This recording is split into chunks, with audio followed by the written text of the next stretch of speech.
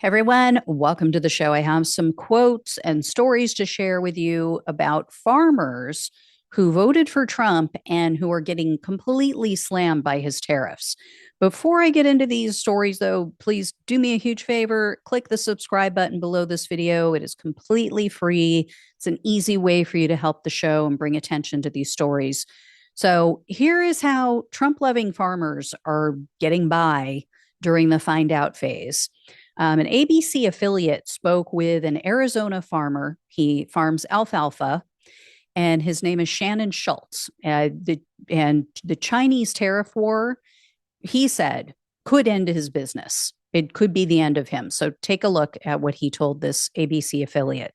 Shannon Schultz is an alfalfa farmer and exporter. Normally, this warehouse is completely full of hay. We're not right now because business is just slow. Business is slow because one of his main customers, China, has imposed retaliatory tariffs on U.S. exports like Arizona alfalfa. With the current tariffs in place, which is a total of about 66% of retaliatory tariffs by China to us, it puts our product out of the marketplace. China made up about half of Arizona's exports. Now Schultz says Chinese farms are buying from other countries instead. South Africa, North Africa, Sudan, Spain. So in Arizona fields, by the time this alfalfa grows and is ready to be harvested, there may not be a customer to buy it. It could break us. I mean, it could break a lot of farmers. Still, Schultz says he supports the goals behind tariffs. I do support President Trump, and I believe that in the long run, for a lot of instances, this is going to be a good thing. We have to survive till then. I guess the question that I have is, do they need us more or do we need them more? We don't know. So, really? We don't know? Yeah, we really do know. China's businesses are going to be fine. They can weather this storm because their government has backstopped and financially supported all of the businesses in the country. That's what they do, right? I mean, you can say a lot about communism, but that's one of the benefits. Trump, on the other hand, has not put out a single policy to protect and save business owners in the US.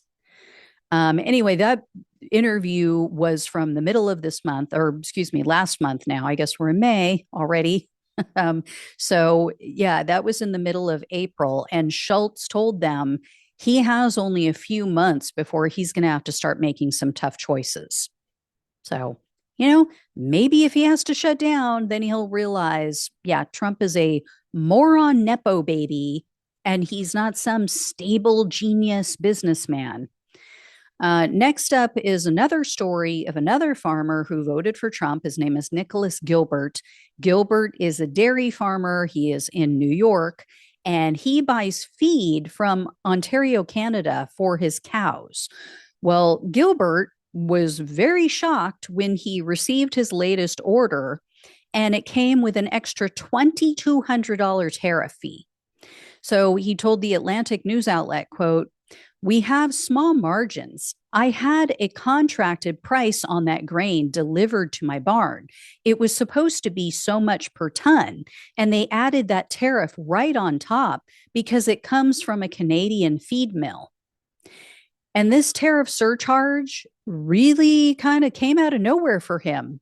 Gilbert was very shocked because, as with many other Trump voters, he thought that Canada was going to have to pay the fee. He thought Trump's Canadian tariffs were paid by Canada. So then he questioned if this is even legal. Gilbert told the news outlet, quote, "I'm not even sure it's legal. We contracted for the price on delivery. If your price of fuel goes up on your truck or it breaks down, that's not my problem. That's what the contract's for." Yeah, well, it is legal. And this guy is especially screwed because, unlike other companies, he can't raise his prices. So while other companies, they can maybe eat a little bit of it, pass a little bit on to the consumers, Gilbert sells his milk through a farm co-op. So the prices are fixed. And he also said he can't purchase livestock feed anywhere else because he told the Atlantic first of all, there aren't any other suppliers that are nearby. And then if he was to go with another company that's further away in the US, he said that's not going to make sense either. It would be even more expensive. So for now, he has to take the hit. He has to hope that things pan out. And Gilbert said, quote, "We're taking that right on the chin." And then he also said he's worried about the price of fertilizer and farm equipment going up. So I guess now he figured out how tariffs work. So we'll see what happens. I mean, I'm not wishing any harm on these people. Just, I wish they had paid attention, wish they had listened to other people before they cast their ballot.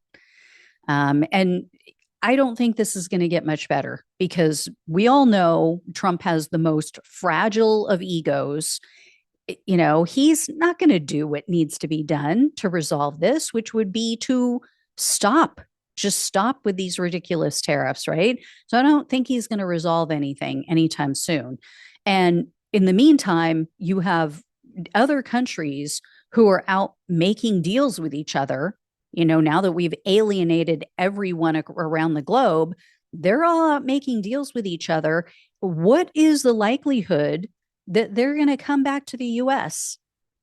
I mean, even if Trump pulled the plug on all of this tomorrow, he has pissed off a lot of people. So, especially while he's still in office, I think the rest of the world is pretty hell bent on not getting back in bed with us, not relying on us anymore, since we've now proven that we are an unreliable partner.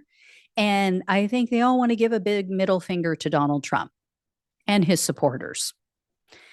So anyway, there you go. I will let you know when I have more stories. Actually, I think I do have another story about a military spouse. So I'll be bringing that to you guys soon. Anyway, thank you all so much for watching and listening. Please like, please share, and subscribe if you have not. Please donate if you can. Love you all. Take care. Talk with you soon.